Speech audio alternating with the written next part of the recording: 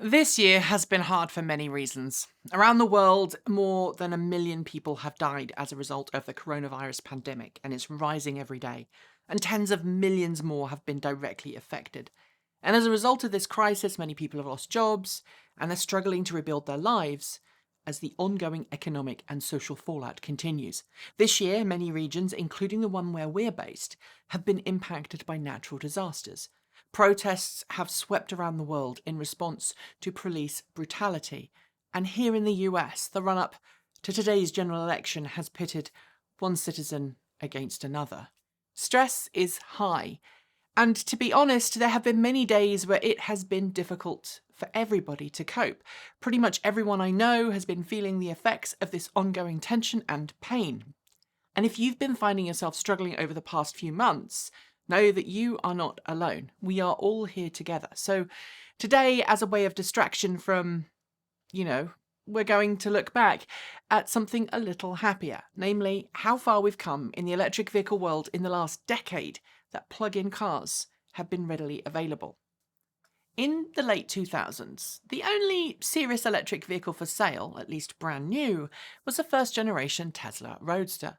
The Roadster was a revolutionary vehicle, and it showed both members of the public and automakers that electric vehicles, when manufactured with competitive intent, could hold their own against petrol cars in their segment.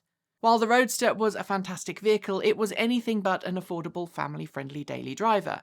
But it did open the door for electric vehicles of that description to be produced. By late 2010, almost 10 years ago, Nissan and General Motors effectively walked through that door when they launched their first mass-market plug-ins.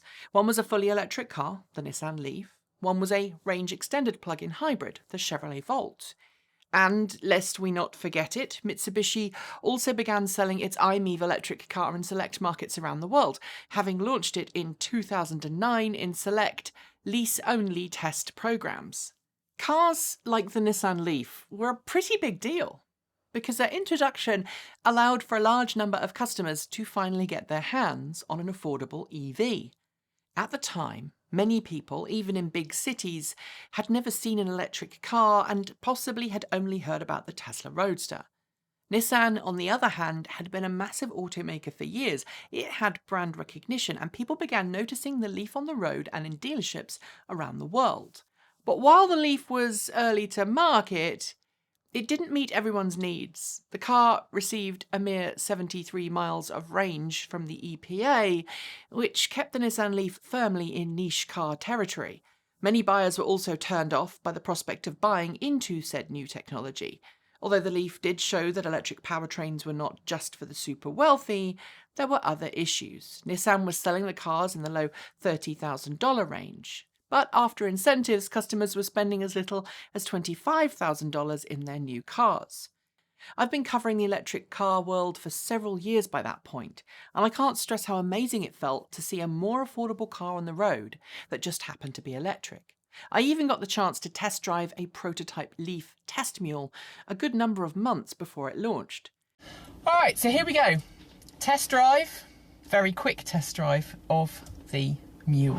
So first of all, it creeps like a regular automatic and the acceleration is pretty instantaneous. In fact, last time I managed to get some wheel spin and there we have it. Braking is not regen on this vehicle, but obviously the production model is going to have some. It's very, very tight, nippy. It just feels responsive all the way around this test track. And quite frankly, I'm pushing it quite hard. And Lee had a little bit of wheel spin there. Brilliant car, love it to bits. By late 2012, early 2013, two distinct worlds began emerging in the electric vehicle space. On one side, you had Tesla coming out with the Model S long-range luxury sedan, whereas on the other side, you had many legacy automakers coming out with low-range, semi-affordable compliance cars to satisfy regional mandates.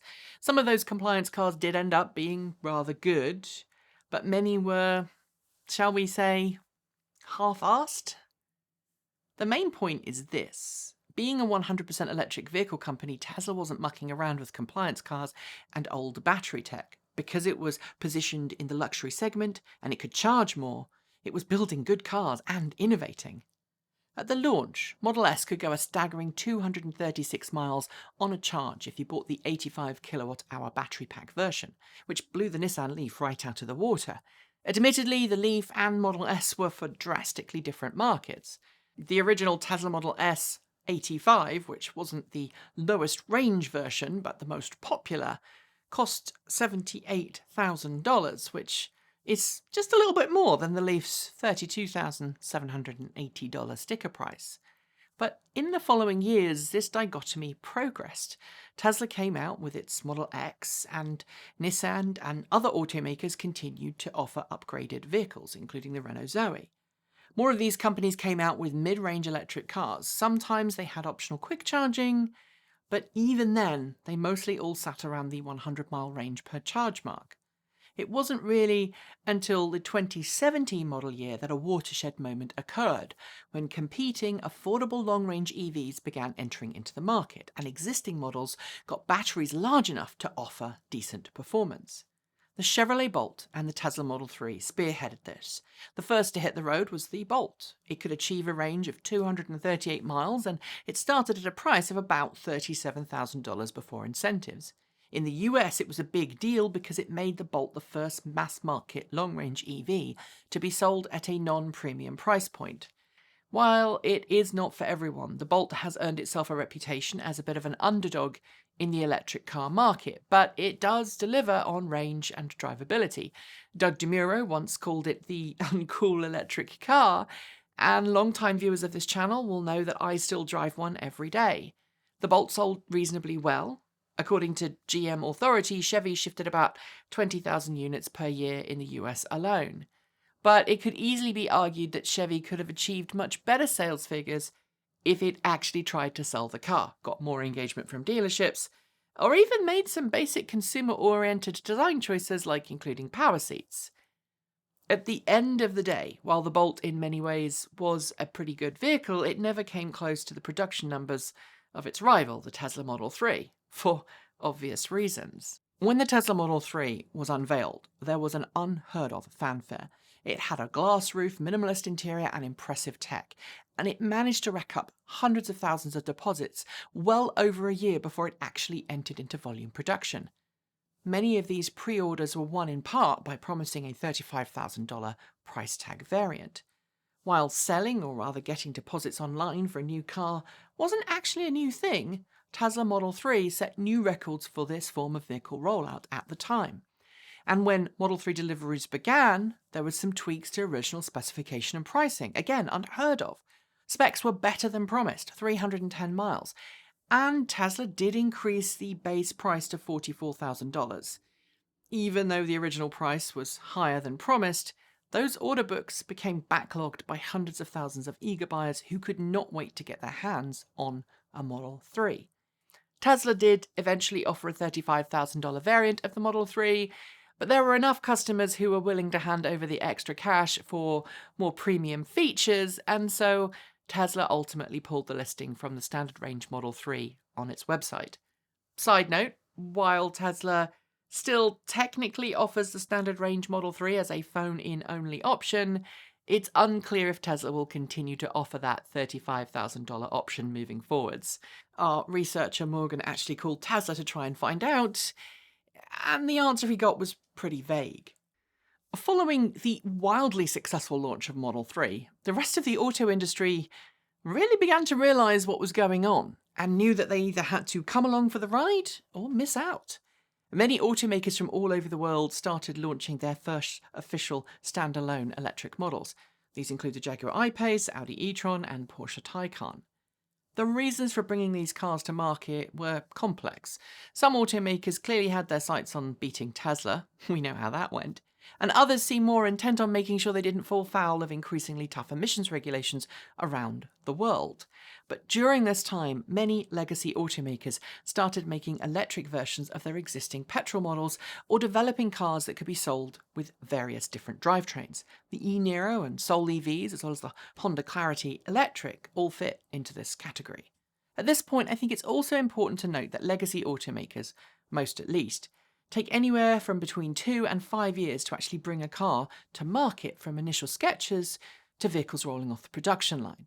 Chevrolet famously managed to achieve its Bolt development in a little over a year, but many of the cars that started to appear in 2017 through to today have been in development for a lot longer, and some of them maybe even had their development processes started before Tesla began Model 3 and Model Y production, but after Model S and Model X production, which shows that Tesla lit a fire under their bums.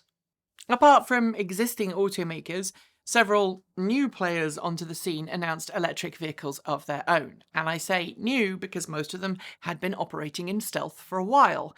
Rivian unveiled its R1T pickup and R1S SUV, and Lucid started to tease the Lucid Air sedan. Slowly but more surely, more and more automakers began announcing or even launching electric vehicles, and by the start of 2020, almost every car company on the planet had either launched or unveiled some form of electric vehicle. But while many other automakers were launching increasingly compelling new EVs, Tesla has continued to move the goalposts. Earlier this year, it threw down the gauntlet when it began production of Model Y. This impressive crossover is not only capable of travelling a decent distance, 326 miles per charge, and boasts some impressive performance specs, but it's made using innovative technology. The competition has been set, and now the coming years look to be extremely exciting for the electric vehicle world, if only to see others try and play catch-up. I've already talked a little bit about range, but range is not a very good way to measure the progress in the EV space. This is because we could theoretically always build a long-range EV if we're just willing to add more batteries to existing vehicles. In order to take a better look at how technology has changed over time, though, we need to look at three other important metrics: cost per kilowatt hour, which is the actual cost of battery manufacturing per unit of energy storage, watt hours per mile, which is a measure of electric efficiency, and watt hours per kilogram, which is a measure of energy density. Let's start by looking at the cost per kilowatt hour. This metric is important for one major critical reason. The cheaper it is to produce each kilowatt hour of battery storage capacity, the larger the battery pack that can be fitted to a vehicle without adjusting its price. Conversely, if a manufacturer wants to keep the same capacity vehicle battery inside of their cars, but drops the kilowatt hour price, then that vehicle price can be lowered as well. When we talk about the cost per kilowatt hour, there are two valid ways of computing it. The first is to evaluate the cost per kilowatt hour at the point of manufacturing, which shows how much the automaker is actually paying per kilowatt hour of each battery pack that's installed. The other method is to look at the point of vehicle purchase. By dividing the price of a vehicle by the capacity of its battery pack, you can pretty much compare how much the buyer is paying per unit of possible energy capacity. And while it's not exact, it's quite a useful metric when comparing values of different EVs. Looking first at the point of manufacturing, according to Bloomberg NEF in 2019, battery prices have plummeted over the last decade. Bloomberg actually found that between 2010 and 2019, battery prices dropped from around $1,100 per kilowatt hour to just $156 per kilowatt hour. This is a massive drop and shows amazing progress across the EV industry. For context, these numbers indicate that if Tesla had tried to make a 100 kilowatt hour Roadster in 2010, the battery pack alone would have cost $110,000. But after 10 short years of battery development, that same battery pack in 2019 would have cost just $15,600, although Tesla likely pays less. Technological improvements like this are good for both automakers and customers because it increases profits for the company while lowering the end cost to the consumer. And these theoretical cost savings to the consumer have been realized. Looking at our second method of determining the cost per kilowatt hour to the customer, that is, the price of the vehicle divided by the capacity of the battery pack, we can see that prices have fallen over the past decade. Remember that original Nissan Leaf from 2010? It started at $32,780 and came with a 24 kilowatt hour nominal battery pack. Doing the maths, that comes to $1,365 per kilowatt hour for the customer. Now, if we compare this to the 2020 Nissan Leaf, which starts at $31,600 and comes with a 40 kilowatt hour battery pack, This means that the 2020 model year costs just $760 per kilowatt hour. Over just 10 years, the base Nissan Leaf has almost doubled its battery capacity while dropping slightly in price. Nissan is not alone in taking advantage of the economic benefits that new batteries have offered. However, the Leaf serves as the best example of this trend because it's been marketed in the same price range and in roughly the same form for an entire decade. Next, let's talk about energy density. Energy density is a phrase that's sometimes used interchangeably to describe two different things. There's energy per unit mass, otherwise known as specific energy density, and energy per unit volume, aka volumetric energy density. These are both actually critical metrics because they determine the weight and size of a battery pack necessary to contain a specific amount of energy. The higher the energy density, the better, and luckily it's been improving quickly. Speaking at the 2020 Bloomberg NEF Summit, Bloomberg NEF's head of advanced transport, that's Colin McCratcher, said, quote, "Battery energy densities keep getting better. They've almost tripled over the past 10 years. This improvement in specific energy density has a large impact on the auto industry. In many ways, it was those breakthroughs in energy density that allowed for all of these new electric cars to come to market without being incredibly expensive. Improvements in cell chemistry have increased the range of existing vehicles as well. Looking again at that Nissan Leaf between 2010 and 2017, there were a few different model years between that, Nissan improved the Leaf's battery pack from containing 24 kilowatt hours of energy to containing 40 kilowatt hours of energy. This upgrade was made partly possible by improvements in its battery technology. Finally, we should talk about energy efficiency. Whenever we talk about this in this context, what we're really referring to is the number of miles that a vehicle can travel from a set amount of energy. In the industry, you'll usually see this measured in one of two ways: miles per kilowatt hour, or kilowatt hours per kilometre, or more commonly, watt hours per mile. We're going to use the latter metric for the purposes of this video, and before we delve in, note that 1 kilowatt hour is equal to 1,000 watt hours, in case you didn't know. So if you do prefer to think about efficiency in terms of miles per kilowatt hour, that conversion is that 200 watt hours per mile would be equivalent to 5 miles per kilowatt hour. We can find watt hours per mile by dividing the vehicle's usable battery capacity in watt hours by the range the vehicle has in miles. But unfortunately, some automakers are a little cagey about what their actual usable capacity of their batteries are, including Tesla. So we're going to have to stick with published efficiency figures here. The original Nissan Leaf was rated at 99 mpge, which is equivalent to an efficiency rating of about 340 watt hours per mile. The base 2020 model of the Nissan Leaf is rated at 111 miles per gallon equivalent. This means that the new Leaf only uses about 304 watt hours per mile, which is an 11% improvement over 10 years. Nissan is far, though, from the only brand to improve its vehicle efficiency over time. Tesla has done it too, in a far larger way. When it first launched in 2012, the original Model S 85 was given an efficiency rating of 89 miles per gallon equivalent. Tesla's dramatically improved this figure, and today the Model S Long Range Plus now boasts a rating of 117 miles per gallon equivalent. This is an improvement in efficiency from 379 to 288 watt hours per mile. If we track both the Model S and Leaf's improvements to help give an idea of the pace of progress in the industry, I should tell you that these vehicles are by far not the most efficient EVs on the road today. That goes to the Tesla Model 3 Standard Range Plus, which sits alone at the top of the Department of Energy's efficiency listings by getting an impressive combined efficiency of 141 miles per gallon equivalent, which means that the Model 3 uses about 240 watt hours of energy per mile travelled. It might not feel like it today, but innovation has been progressing very quickly over the past decade, and frankly, it shows no sign of slowing down. And at its recent battery day, Tesla announced its plans to further bring down the cost of batteries. And it is far from the only company working on this endeavour.